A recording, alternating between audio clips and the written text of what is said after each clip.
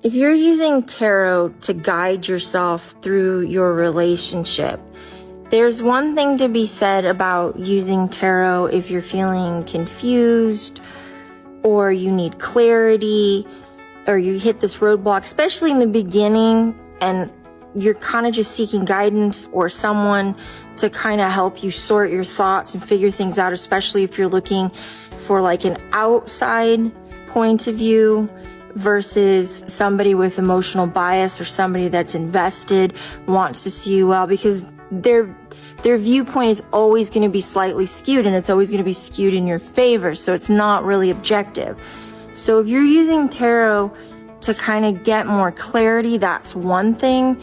But sometimes people use tarot in an unhealthy manner where they substitute tarot for communication in the relationship, and that never ends well.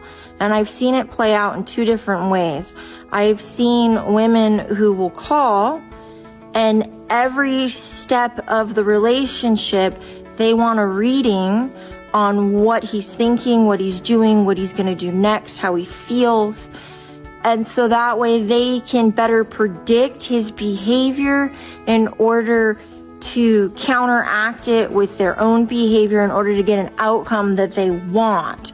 And that's manipulation. That is literally trying to figure someone out so that you can manipulate them into a relationship or get the desired outcome that you want. And I've never seen that end well for anybody.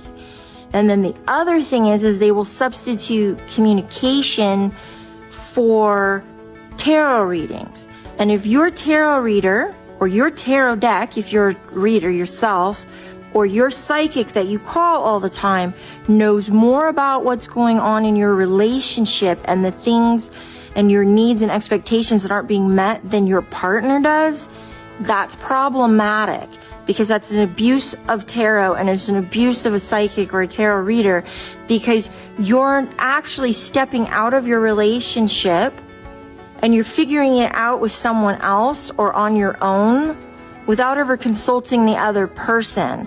And you're not giving them an opportunity to have an organic reaction or an organic response. And you don't know what their response is, and you can't predict that. And so you're literally robbing them of that experience in the relationship. And I'm not quite sure how that's supposed to bring you two closer, because you're not developing healthy communication skills, you're not developing that bond, that connection. And if you're having issues that you don't understand in your relationship, the best person to talk to is the other person, even if it is scary.